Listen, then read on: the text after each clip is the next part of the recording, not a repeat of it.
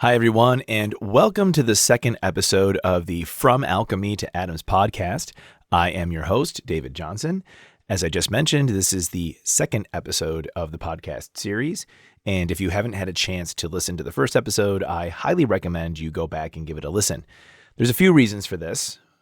First, it will give you an idea of who I am and what I want this podcast to be, so you know what you're getting into. But secondly, today's episode is going to build off of a story that we started in episode 1. So in the first episode, we talked about the pre-Socratic philosophers.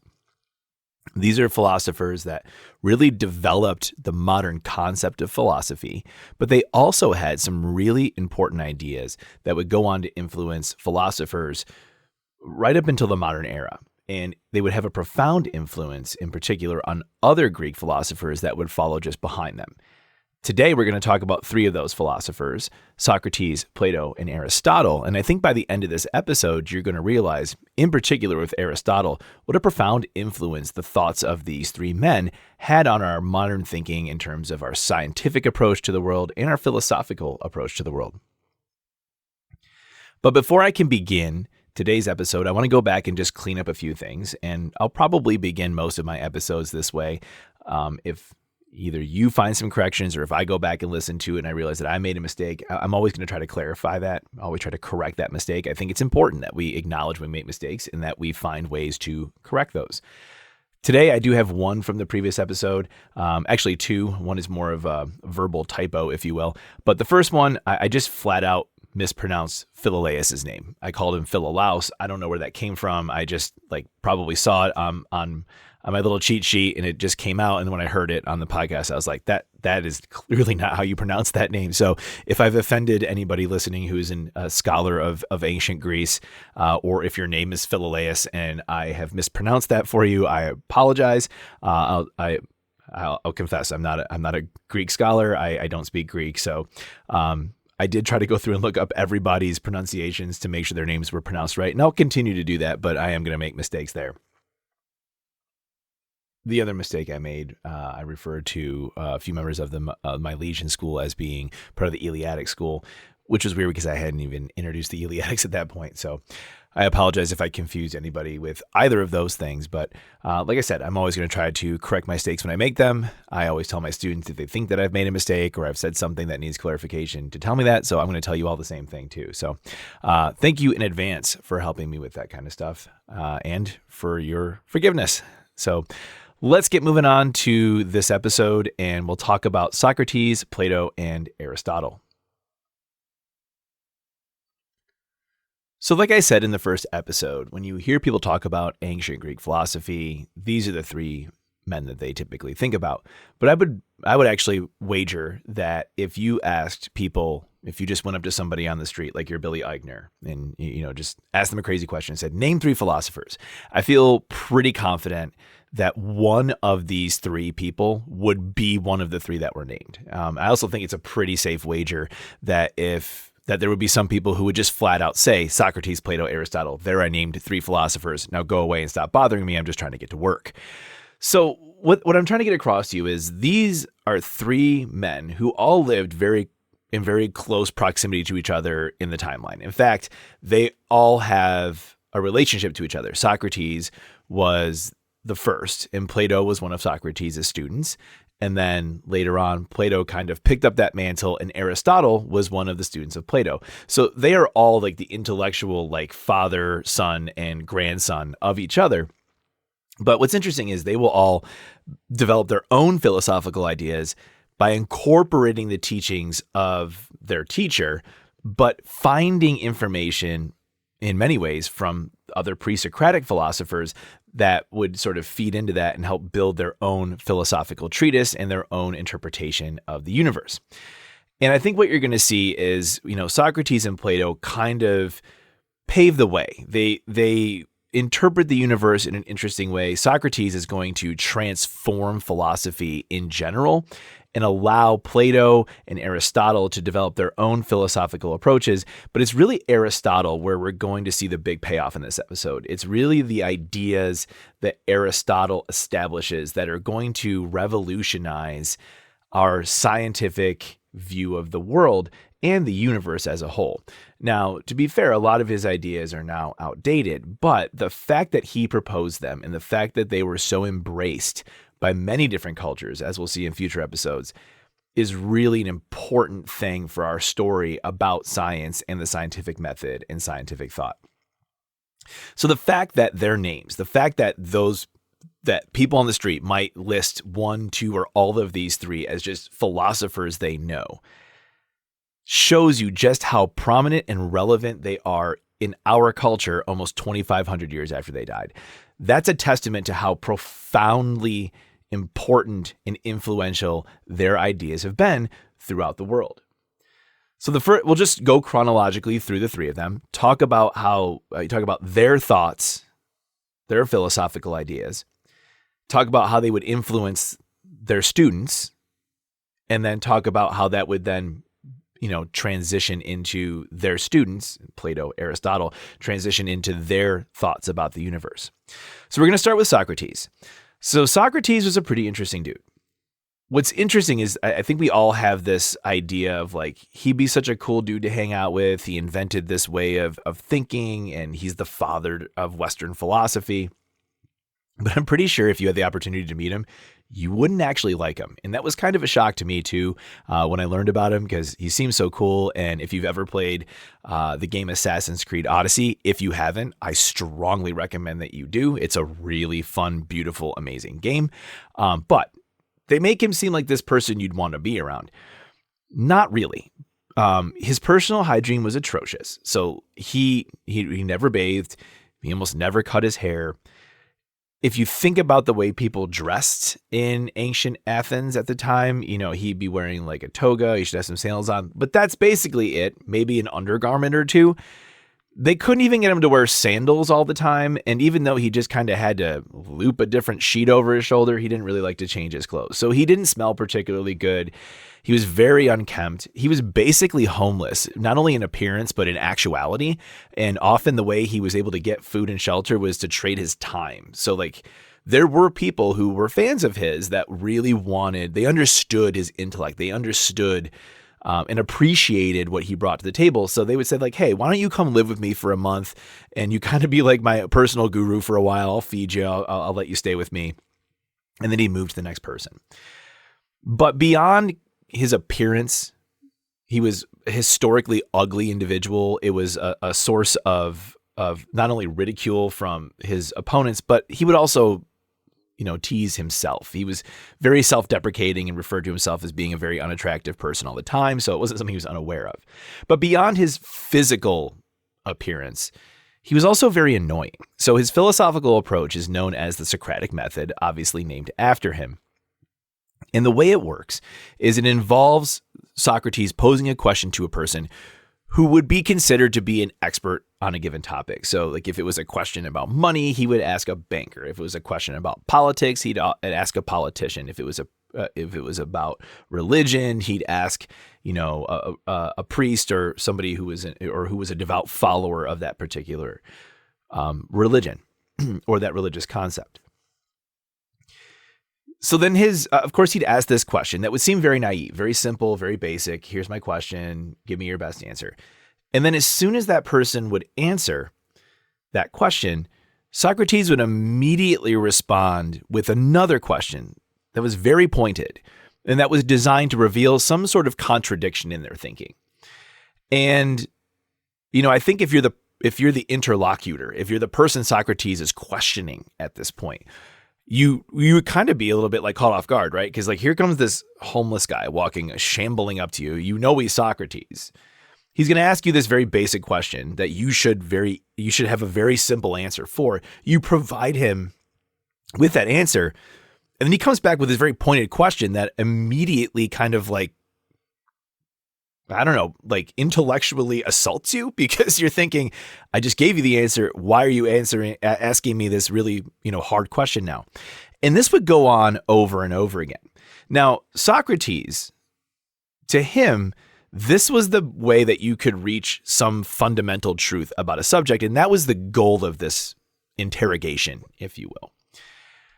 But the knock-on effect to that is that he's gaining knowledge. He's trying to like kind of parse through and identify, contradictions in your thinking, try to, see if he can reach sort of a fundamental premise underlying this concept. But in the process, he's also making you look really, really stupid. And it wasn't an intended effect, but what Socrates wanted people to understand was that things are often more complicated than they seem on the face of it. And it's very common for us as people to have simple concepts, simple thoughts, simple ideas about complex subjects. But what we don't often take into account is that our thinking can often be very contradictory. And I'll get back to a little bit more about why this was important to him. But I think the other thing we have to recognize is that Socrates isn't asking like the run-of-the-mill Joe Schmo, guy in the street these questions. He's finding prominent people because, again, his idea is I want to gain as much knowledge as I can. I want to learn the truth behind these questions. I want to know what the real answers are.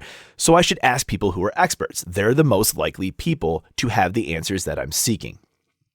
So chances are Socrates probably wouldn't be approaching you. I don't know who you are, but if you're not like some, wealthy elite politician, banker, whatever person, he wasn't going to ask you these questions. But he's doing this to prominent people in public. So like you're on your way to work, you're out there in the middle of, the agora, and you're minding your own business, and this shambolic person walks up to you looking unhoused, unbathed, unshaven, and now he's just bombarding you with questions about something that you're supposed to be an expert in, and you look kind of stupid because every time you give an answer, he asks another question that makes it look like you just contradicted yourself in the last question. And he's doing this in public in front of like your friends, your neighbors, maybe people who you employ. And it didn't win him a lot of friends. Like it didn't endear him to as many people as one might think that it would, or maybe exactly as many people as you might think that it would. And he did make some enemies this way. He did piss a lot of people off.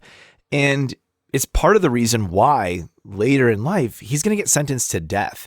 And I don't know how many of you know that about him. That's how he dies. He gets sentenced to death. And part of it was because some people found him really annoying because he would ask really challenging questions to really important people and expect answers out of them. But Socrates completely changed the philosophical approach of the Western world at this point. Socrates' predecessors were really focused on using rational thinking and sometimes coupled with empiricism, but usually they were focused on the use of rational thinking to explain the metaphysics of the universe.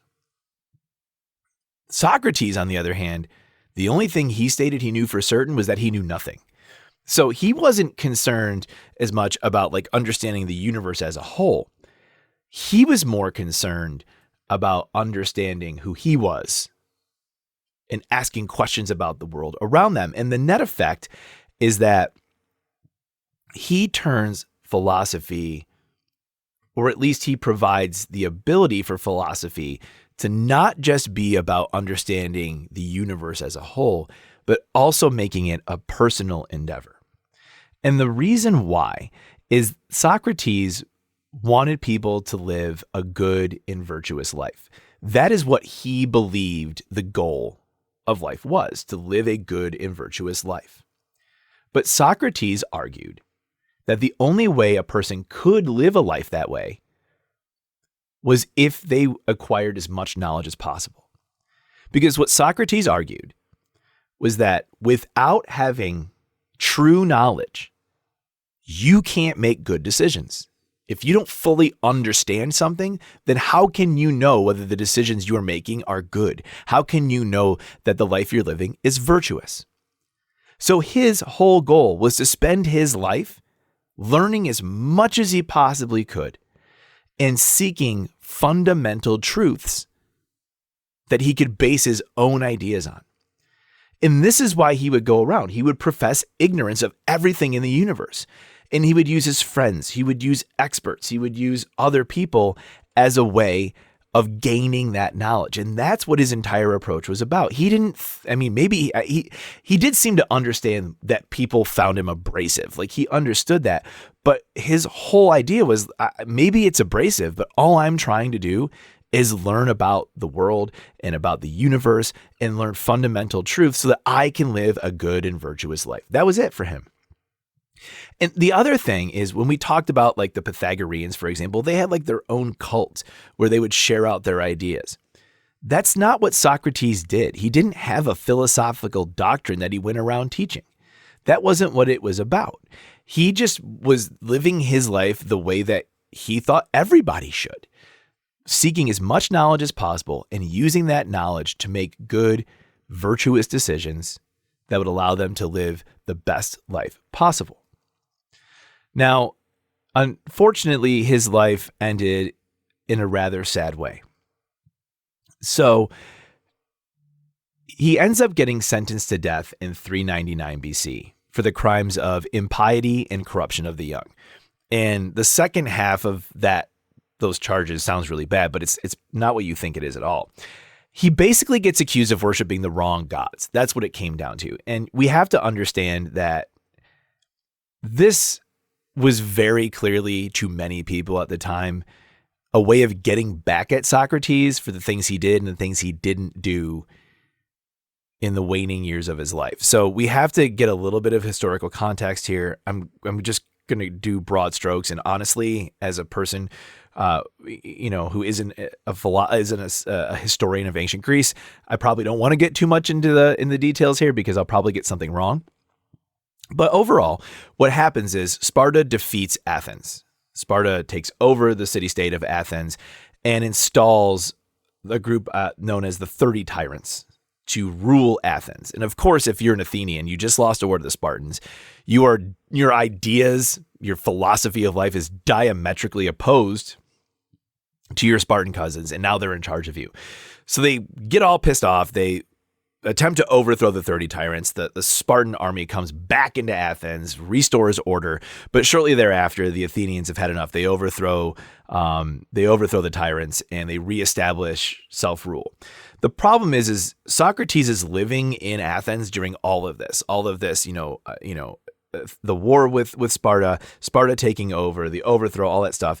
And Socrates is firmly in belief of his own philosophy of life, where like, I'm just going to do virtuous things. So for example, he was ordered to help capture and execute somebody that was against the state. And he was like, I'm not going to do that. Like, that's not who I am.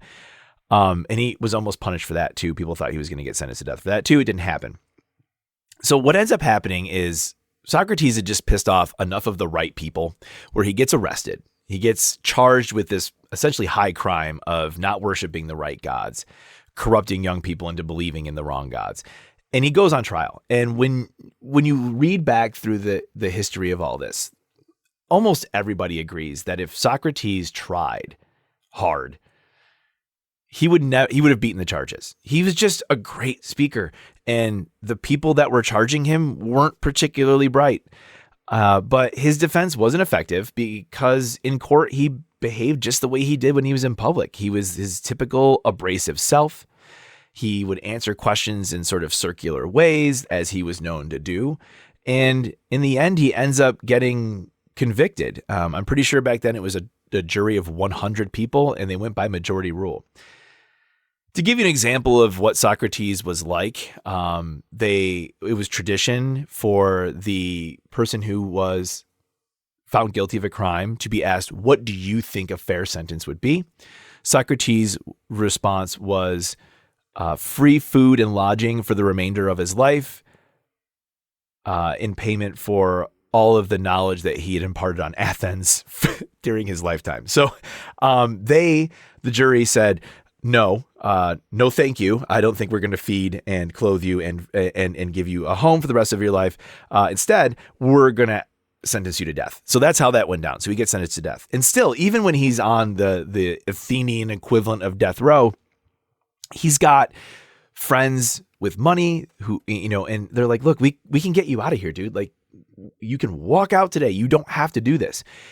But Socrates refused. He just said, like, no, I'm not going to lie about who I am. I'm not going to lie about what I've done. I understand that in the view of these people, in the context of my time, that what I've done is apparently a crime, and I respect the law. And he ends up dying. The custom at the time was for the accused to commit suicide, basically. He was given a vial of a poison liquid known as hemlock. He drank it and he died in front of all of his friends and his followers, including Plato, who we're going to talk about in just a second.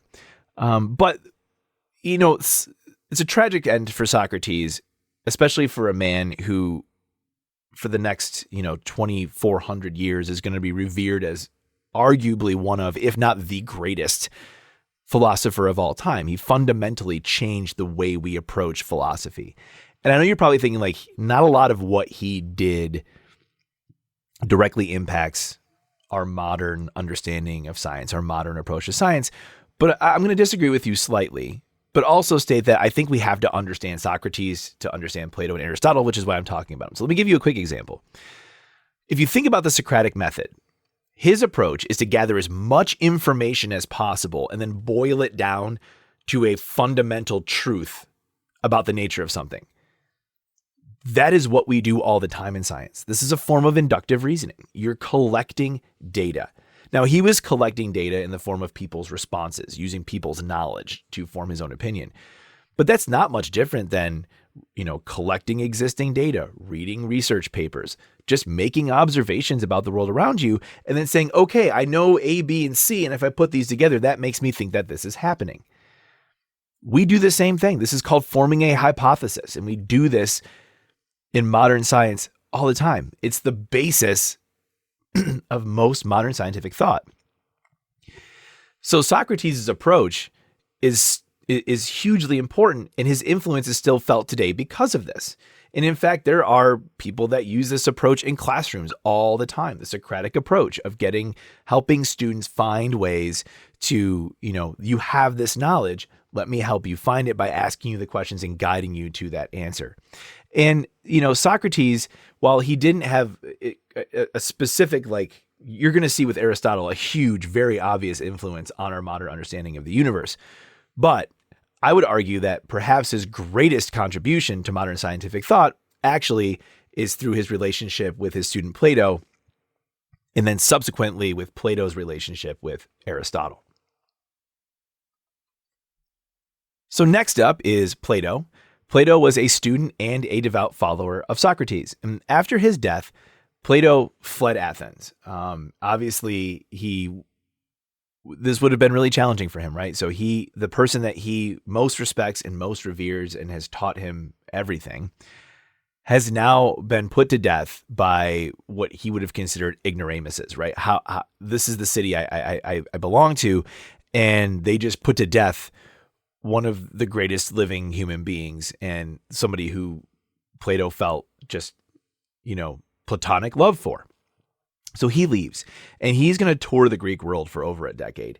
We know that he traveled to Egypt and Italy at some point, and there's good evidence that he also went to Libya, which is in northern Africa, and Syria, before returning to Athens. So he comes back after 10 years, and probably a lot of the stuff that had led to Socrates' execution had blown over at this point. So Plato comes back, and he establishes a school, and he calls it the Academy.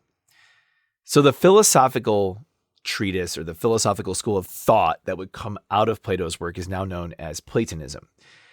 And there's a lot of evidence in this of the influence of Socrates. So obviously he's Socrates' student. He takes a lot of Socrates' ideas and his approaches and Socrates' understanding of the world.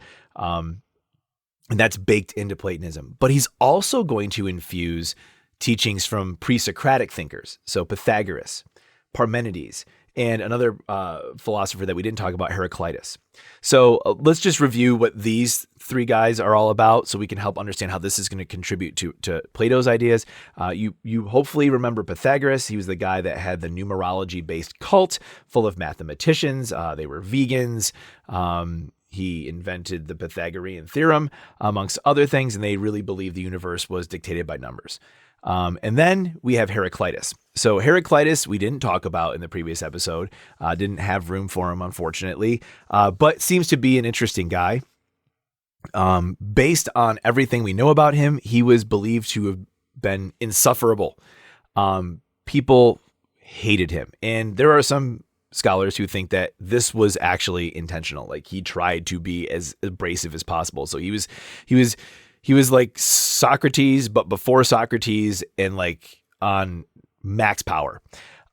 He was a monist. He believed that the archy of the universe was fire and that everything was in a constant state of flux because it exists as a conflict of opposites, hot and cold, wet and dry.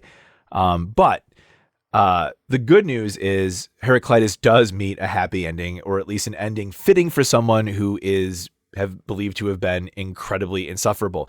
He died in a big pile of manure.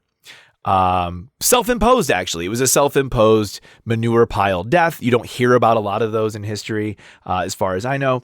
He was suffering from a condition known as edema. So edema is swelling, and it's painful, it's debilitating. And he thought the best way to cure himself of this was to build up a giant mountain of poop in the middle of a field on a hot day, bury himself up to his neck in that, and then the heat would draw the excess liquid out of his body.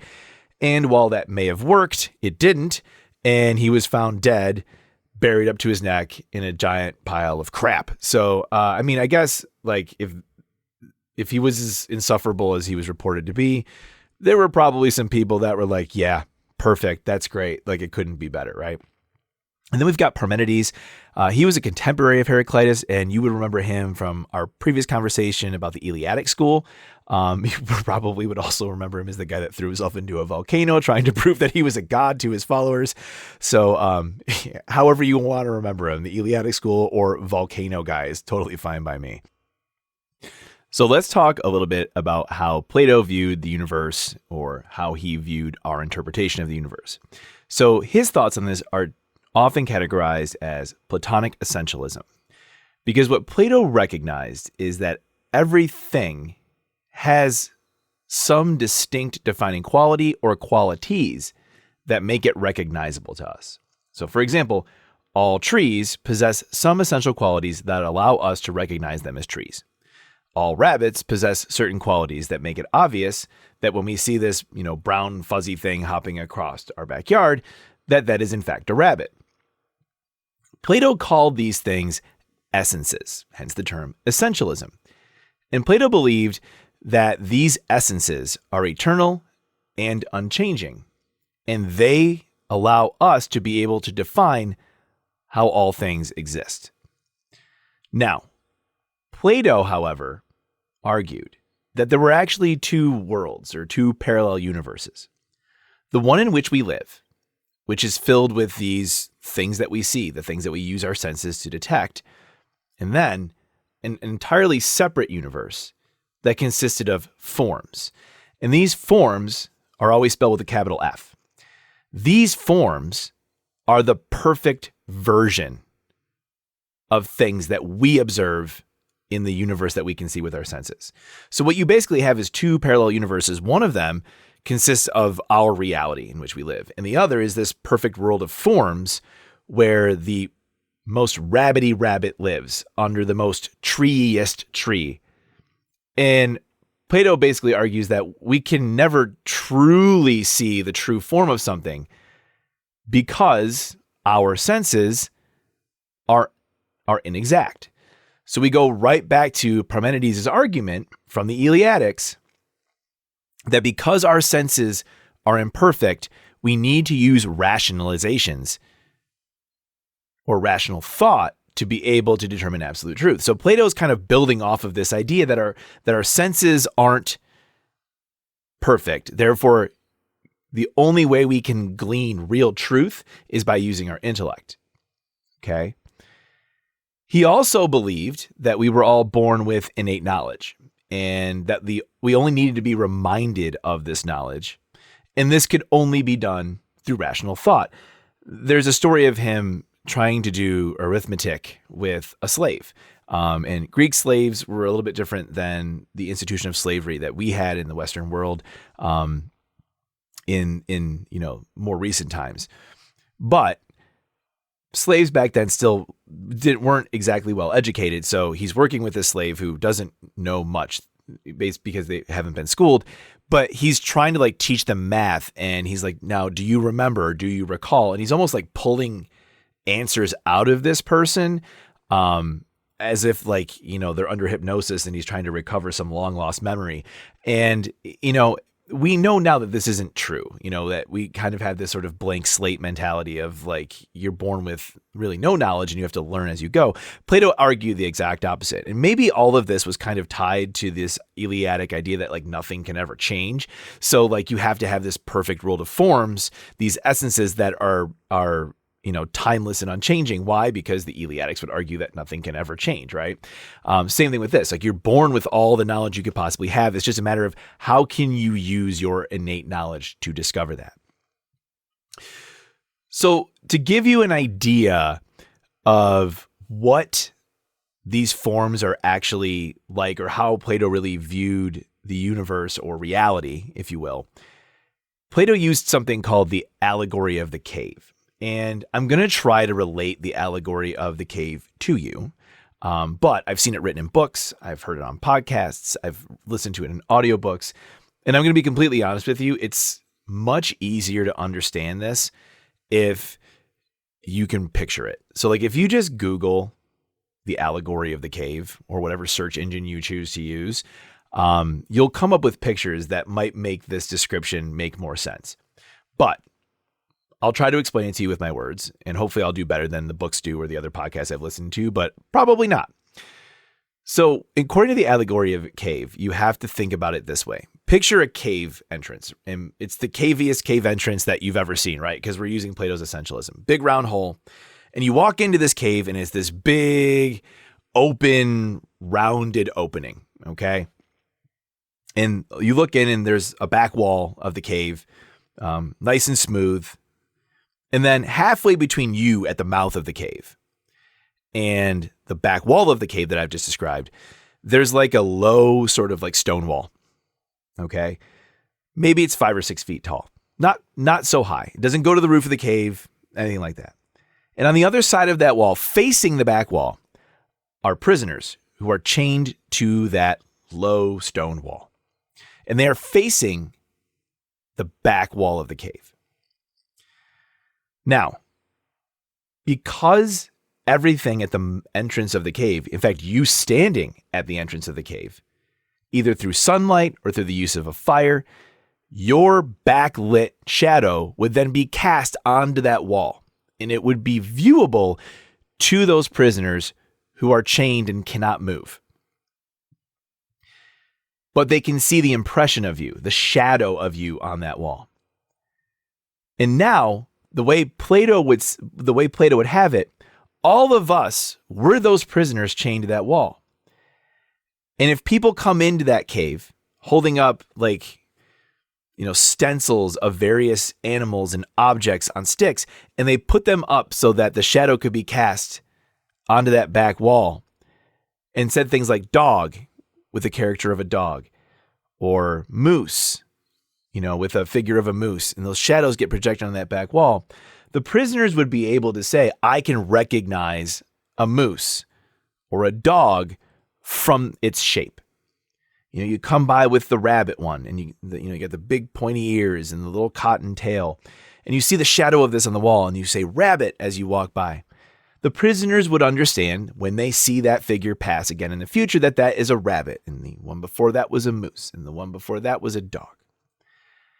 Plato would argue that this is the universe in which we live, that what we see in the real world are imperfect forms. They're crude copies of the perfect, unchangeable, essential forms that exist in that parallel universe that we can't really see. Because our senses are imperfect, and they only can make sense of the universe through that way. Now, Plato would encourage us to exit those chains, to free ourselves from that, and to try to get to the entrance of the cave and see that perfect world of forms. But he would also argue that a lot of people wouldn't do that because that's dangerous and scary. And if you've always grown up with the world of forms, this is what's comfortable for you. This is your interpretation of the universe. He would argue that a philosopher is someone who would break those chains and then go make the observations of those forms. So that's Plato's allegory of a cave. So that's kind of how he viewed the universe. And we're going to see Aristotle, his student, is going to take the fact that, this Platonic idea that everything has a form and then everything has its essences, right? Like that things have structure and things have form. Plato argues that they're separate. We're going to see that Aristotle is actually going to unite these two ideas in his philosophy, but we're going to get to that in a few minutes. Let's talk a little bit more about Plato. So Plato was also a huge math nerd. He was a big old dork. He was heavily influenced by Pythagoras. So remember Pythagoras, triangle guy, math guy, cult vegetarian guy. And above the entrance to Plato's academy was written, "Let no one ignorant of geometry under my roof." He believed that everybody should have a firm understanding of key mathematical principles. It helps them understand the universe. We talked about Empedocles in our last episode. He was the guy that said everything, remember he's Captain Planet, right? Everything should be made up of air, water, earth, and fire. It's that love and strife are responsible for change. Again, volcano guy. Plato agrees with that. He takes those four key elements and says they are in fact the foundation of things, but he's going to put a Pythagorean twist on it, right? Like he's going to merge this together. We're going to get a medley of pre-Socratic philosophy going on here. And or a mashup if you're a Glee fan. And what he says is, okay, well, Pythagoras has these 5 regular solids: a tetrahedron, a cube, a dodecahedron, an octahedron, an icosahedron. And Plato went on to describe and basically ascribe these shapes, these perfect solids, these regular solids, to each of those elements. And he's going to say fire's a tetrahedron, a 4-sided figure that resembles a pyramid. Earth is a cube with 6 sides. Air is the 8-sided octahedron, and water, the most complex of all the elements, is a 20-sided icosahedron. But if you think about these shapes, and remember, triangles are a Pythagorean's favorite shape, if you can break all of these shapes down into triangles, and he would argue and take what the pluralists were talking about. Remember our pluralists, right? They believe the universe isn't made up of one thing. And he's actually going to talk about the idea of transformation. How do we get things that aren't just water, aren't just fire, aren't just earth, and say like, well, these elements can be broken down into triangles and recombined. And this transformation into different smaller geometric structures is what allows transformation to occur. And after Plato, one of the things that Plato is going to give us moving forward, like I said, as we get to Aristotle, more and more things get passed on to modern thought.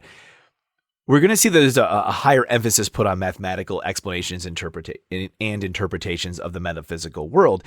And this is something that still persists. And we've talked about this before. This is something that still persists in modern scientific thought. But like I said at the beginning of the episode, the person here that we're talking about today that's going to have the most profound influence on future scientific thought, the scientific method, things like that, it's going to be Aristotle. And that's who we're up to talk about next.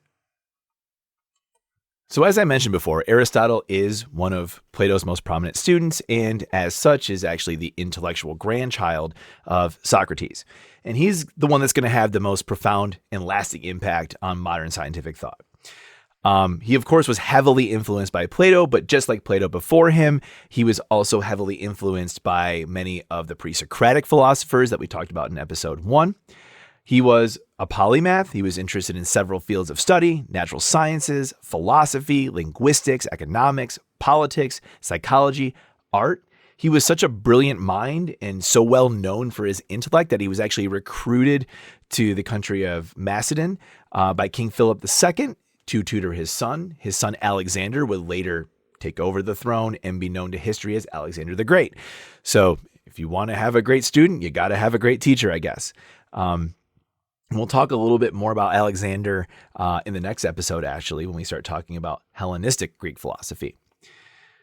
Aristotle, like Plato, did found his own institute in Athens. His was known as the Lyceum, which eventually gave rise to the Peripatetic school. And he was also, in addition to being a philosopher himself, he was one of the great chroniclers of philosophic thought. And much of what we know about Socrates and the pre-Socratics come from his writings. Plato also contributed significantly, but a lot of what we know about these people, like Heraclitus and the Eleatics and Thales and all these, pre-Socratic philosophers, a lot of it is because Aristotle wrote these down, not Socrates. He didn't write down anything.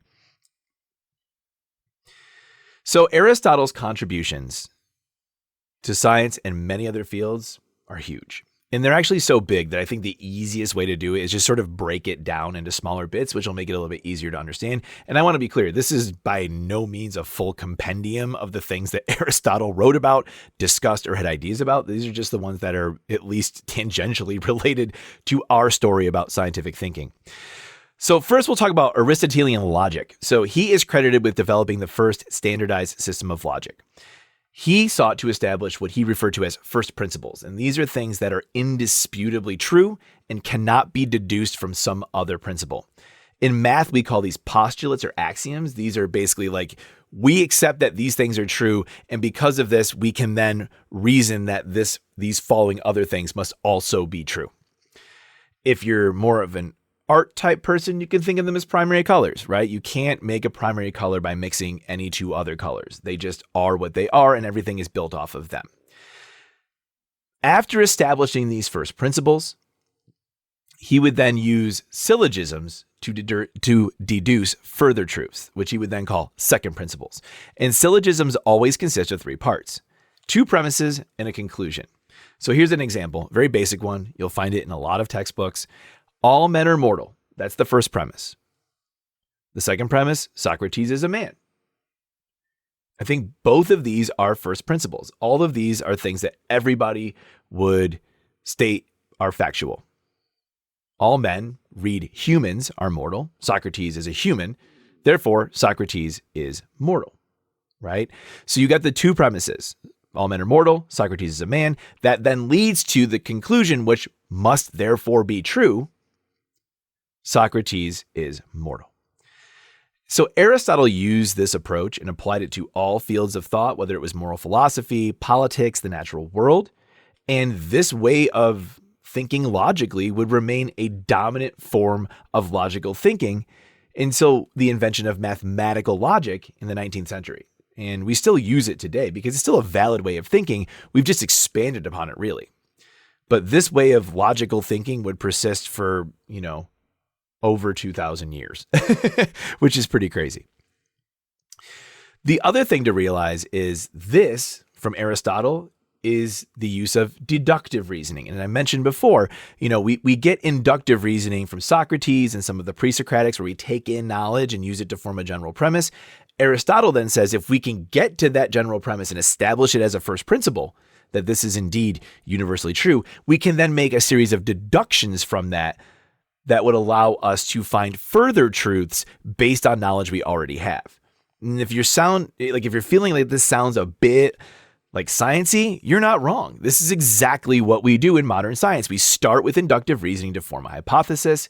We then use that hypothesis, apply deductive reasoning to it to develop a scientific experiment, which will then test the rigor of our hypothesis, right? That's all we're doing. We're trying to establish first principles and then use deduction to establish second principles that can then serve as the basis for further experimentation, which is really neat. So just from his approach to logic, we're starting to see how he's having an impact on modern scientific thought.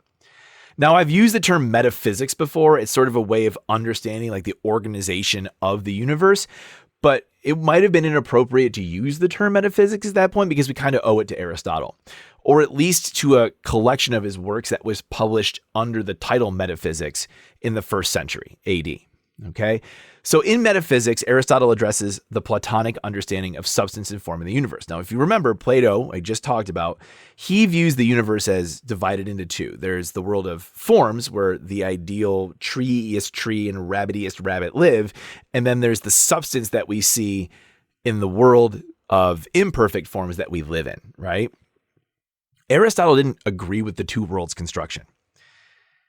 In his view, in what he called metaphysics, he referred to as the first philosophy, because what he's trying to basically say is like, we have to accept this, like the universe exists like this to make everything else work.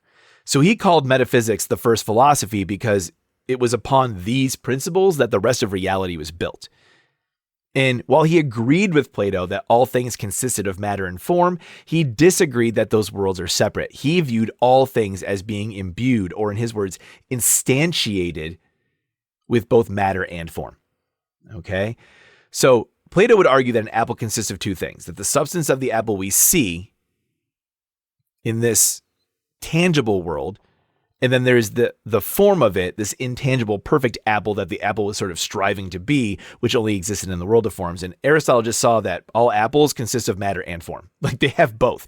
So there's no reason for there to be two worlds, and there's no reason to treat things differently. So you can see Aristotle is also a lot more comfortable relying on his senses. And he may argue that his senses aren't perfect, but he would also state that it allows us to have a much better understanding of the universe. We can't have this sort of intangible, inaccessible world of forms because that's just not how reality works.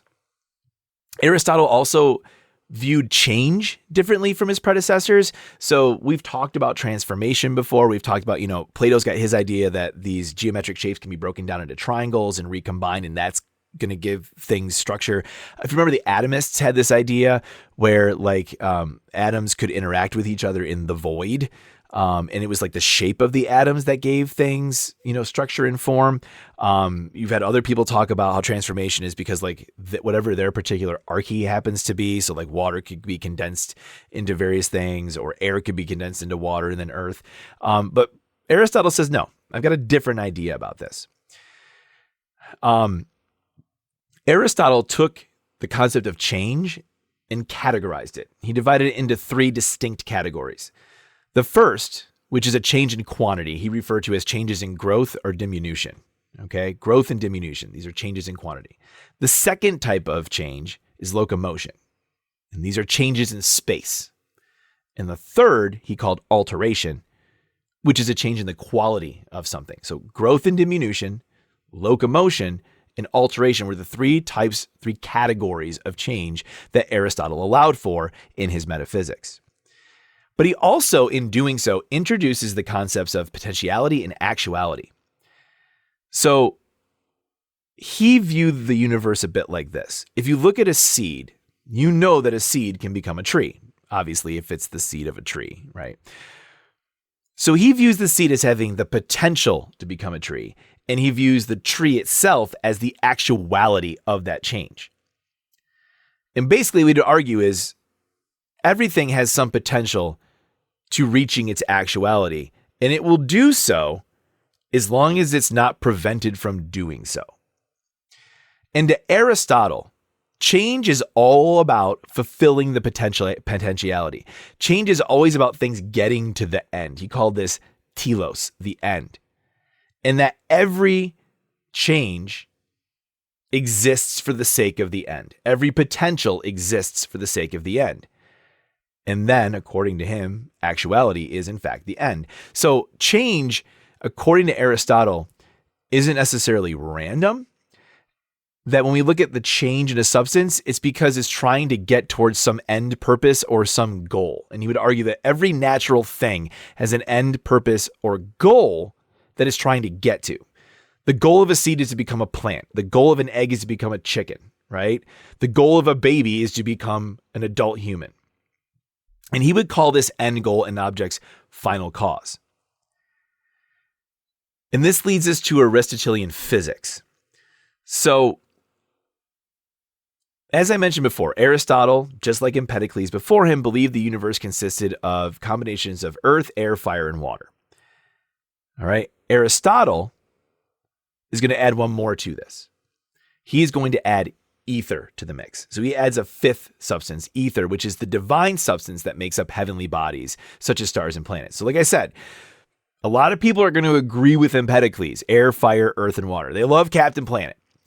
But some people are going to add things or tweak it a little bit. And Aristotle is going to do that by just flat out adding ether, this divine substance that he thinks the planets and the stars are all made out of.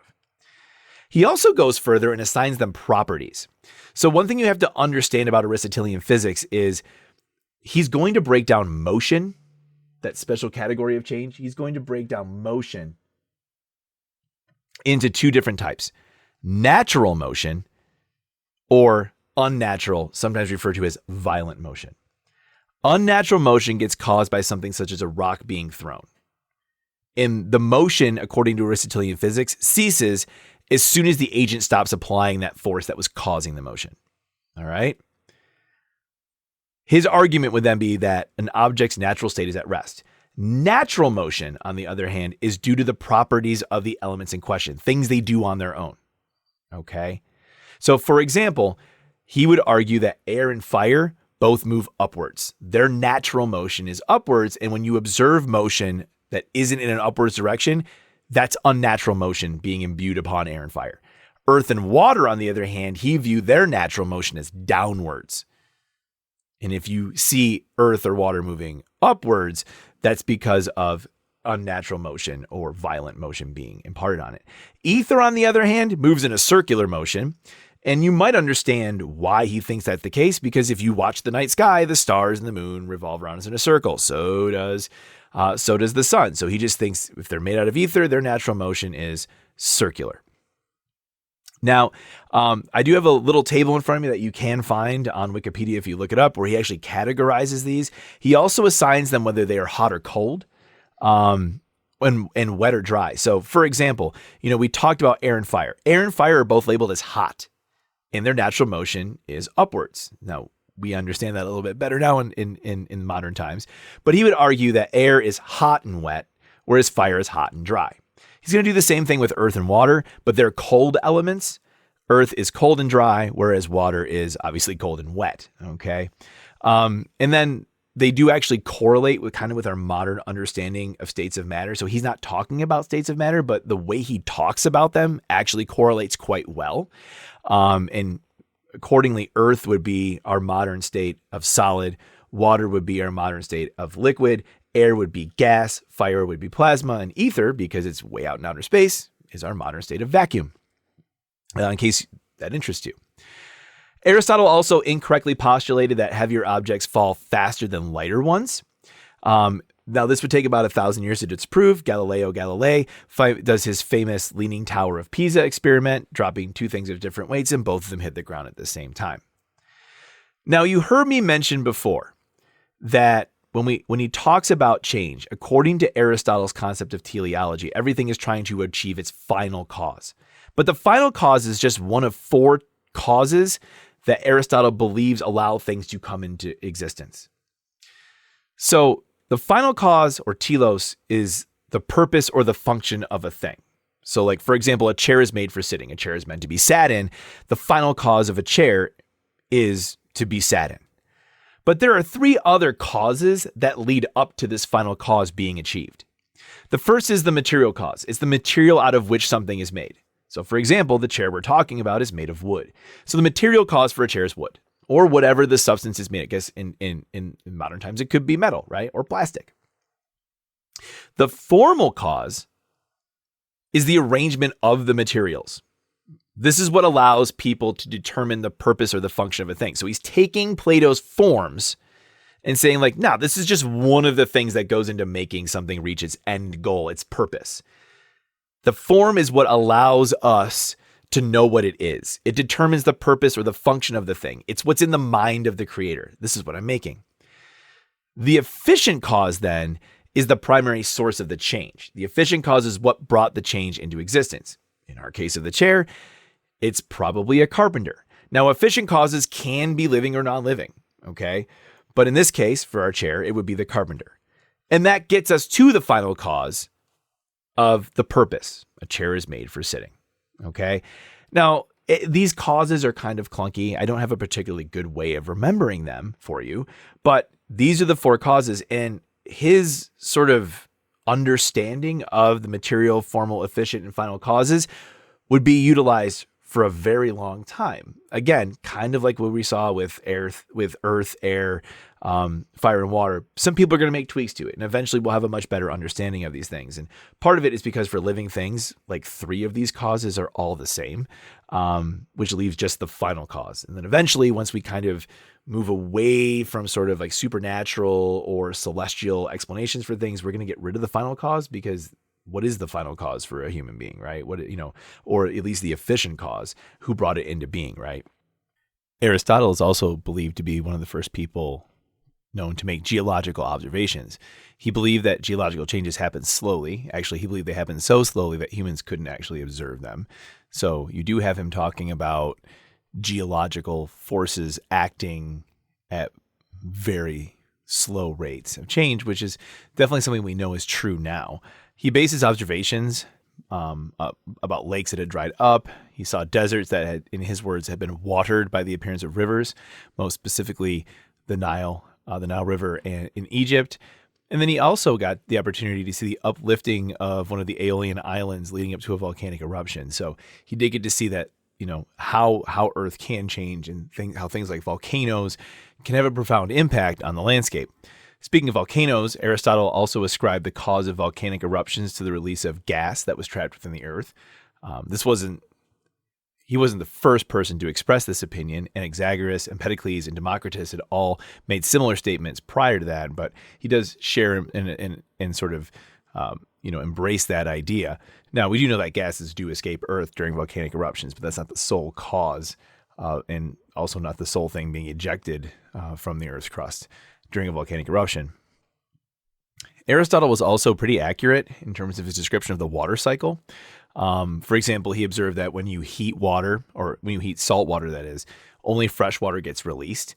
So, and then he also talks about how, that can happen on a much bigger scale with the ocean, and then also discusses how the ocean gets replenished by fresh water from the flow of rivers and streams, and also by rain.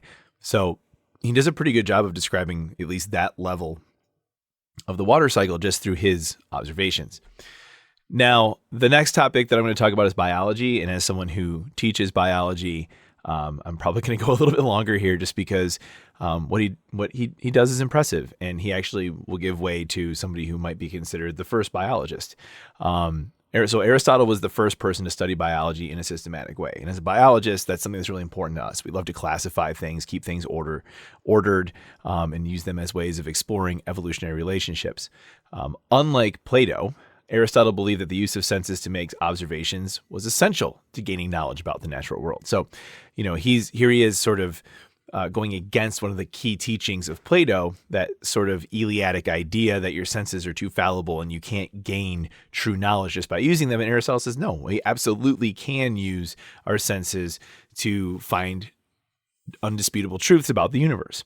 And remember, Aristotle views matter and form as both being part of this world. So he doesn't have that same sort of problem that Plato would have, where he's arguing that, for every animal that he's observing, that there's some, ideal form of that in this other world. Aristotle says, no, it's right here. They're both always united in living things. He spent 2 years observing the wildlife on the Greek island of Lesbos, and he categorized the species that he observed. If you go through his works, during his lifetime, Aristotle identified, described, and cataloged over 500 different species of animals. He actually went into great detail, providing like a graded scale of perfection of these animals based on several criteria. So he kind of like ranked the animals from like the closest to perfection to the least perfect. This would actually kind of repeat itself about 1,000 years later in something called the Scala Naturae, or the Great Chain of Being, where living and non-living things were ranked according to how close they were to God. So you can kind of see some similarities and differences between those two cultures about 1,000 years apart that have a very similar approach to organizing life.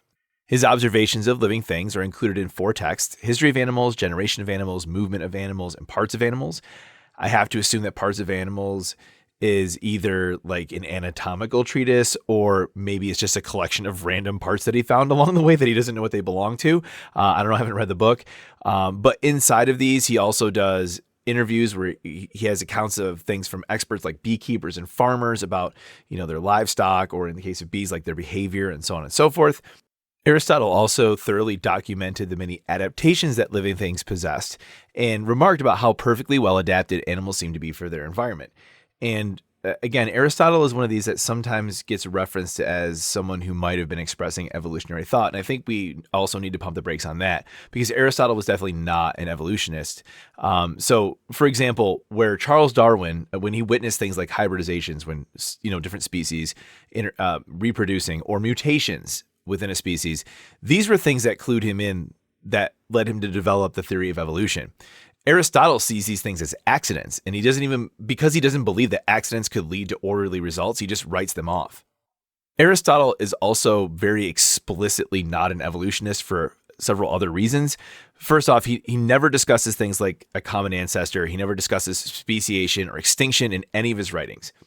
In fact, he was explicitly critical of Empedocles because he proposed a materialistic origin of living things. So any talk about him being sort of a proto-evolutionary biologist or anything like that is just not accurate. Aristotle embraced empiricism, but he didn't attempt experimentation. So that's kind of where he's like halfway in the modern scientific mode, right? He says we need to make observations. He says we need to use our senses as well as our intellect to be able to learn things about the universe. But he never did experiments, right? And that's kind of the gold standard in the modern scientific world, right?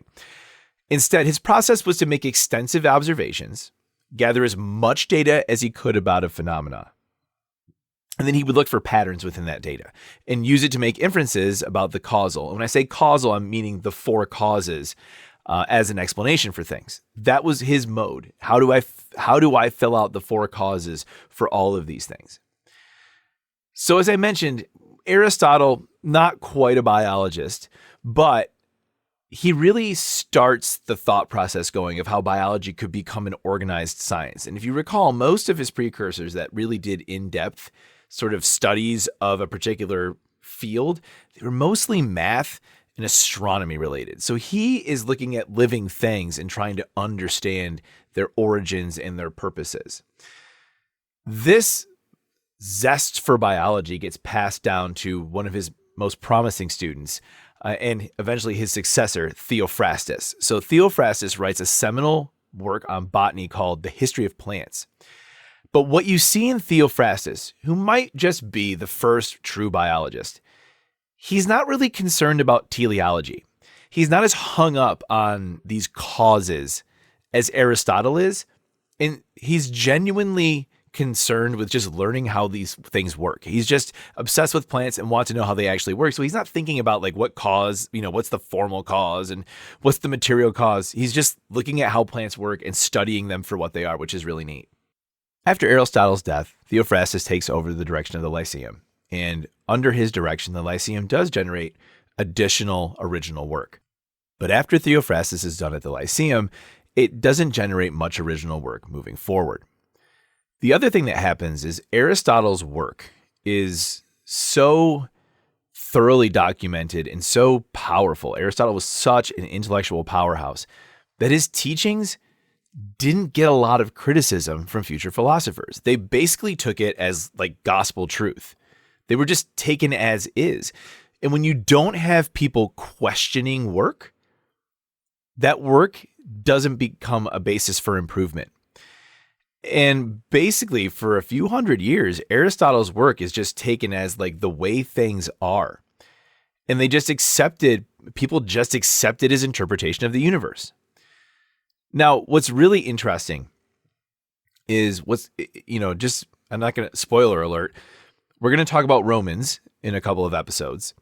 And after the fall of the Roman Empire, Aristotle's philosophical ideas, his approach to science, his understanding of the universe, essentially get lost to Europe. They will actually live on, though, in the eastern part of the world, because they're going to live on and be a part of the basis for the Abbasid Caliphate that's going to come on after the fall of the Roman Empire and become a very powerful force in that part of the world. His writings get translated into Arabic. They live on in the minds of Islamic philosophers and scientists. Philosophers such as Al-Farabi and Avicenna are going to find a way to take Aristotle's ideas and marry them to Islamic morality. They will be used by the Abbasids to basically have their own scientific revolution where they begin to explore the natural world using Aristotle's methods, using his metaphysics as a basis, married with the Islamic teachings. His ideas would also live on in the Byzantine Empire, which was centered around what is now Istanbul. And all of his surviving works were copied, studied, and commented on extensively.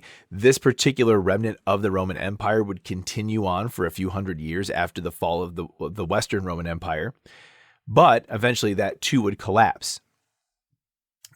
During this time period, Aristotle's ideas, Aristotle himself, are essentially unknown during the early part of the Middle Ages. For several hundred years, actually, he just disappears from sort of the canon of Western literature. But eventually there'll be increased contact between the Europeans and the Arabs. And that's going to happen for a couple reasons. One, the Byzantine Empire is going to collapse. And the great scholars of the Byzantine Empire are going to take their work with them. And along with them, they're going to be bringing the works of Aristotle and the criticisms and improvements made by people within the Byzantine Empire. We'll talk about that in a few episodes. But also this thing called the Crusades, where Christian armies came from Europe to try to capture the Holy Land that was currently being occupied by people of the Islamic faith. And when they do, when these armies are over there and they have the ability to get into some of these cities, they bring back with them the works of these Muslim scholars, and they get translated back into languages that can be understood in Western Europe. And Aristotle gets reintroduced during the middle and the high Middle Ages. And that's like some of what his teachings bring is going to lead to the Enlightenment. It's going to lead to the scientific revolution that is kind of like the end goal of this story. And him getting reintroduced into Europe was a huge part of that. For example, Aristotelian physics would be the manner in which the universe was understood until it eventually gets replaced steadily by classical mechanics. But the system of logic that he developed is still in use today. So these are all things that Aristotle will contribute to this greater story that I'm trying to tell. And in modern day science and in many of the stories that I'm going to tell on this podcast, we're going to be able to see like little flashes, little flecks of just Aristotelian thinking that this man brought to the table, 300 years before the modern era. So I think this is we're over an hour on the podcast, and I could keep going on, but I hope you can see from today's podcast that through line of how Socrates kind of changed philosophy, how Plato took Socrates' ideas and then infused them with the teachings of some of the pre-Socratics to get a different tweak, a better understanding of the universe. And then how Aristotle puts all of this together. And while many of the ideas, the way Aristotle understood the universe, the way he understood how, living things work or how they came to be like they are, he doesn't get all of the answers right. But it's impossible not to recognize just how important that is for, our understanding of the world around us and how we think about the world around us today. So I hope you enjoyed this episode. 3 great philosophers. You may have heard about them in other contexts. So, I'm just kind of focusing on what they brought to the story that I'm trying to tell. There are so many other wonderful things about that these men thought about and ideas that they brought to the table. And I highly encourage you to read some of their works. They're quite profound. It's interesting to hear the words of somebody who lived, 2,500 years ago, and hear like what they're saying to you are things that you can still relate to, which kind of tells me that like maybe that's like an Aristotelian first principle, right? The things that they're talking about are just things that we're all going to experience in our lives. And it's interesting to see how they approach that with a significantly different view of the earth they live in the universe in which that earth exists. So I think it's really cool. On the next episode, we're going to talk about the Hellenistic period. So we're going to talk more about Greece, but we're going to start transitioning into, the decline of the Greek power in that region of the world and the rise of the Roman Empire. And then we'll start talking about some topics in Roman science and engineering. And I'm hoping that we'll actually have our first episode on a single individual as a part of that coming out too. So once again, thank you so much for listening. I hope you enjoyed this episode.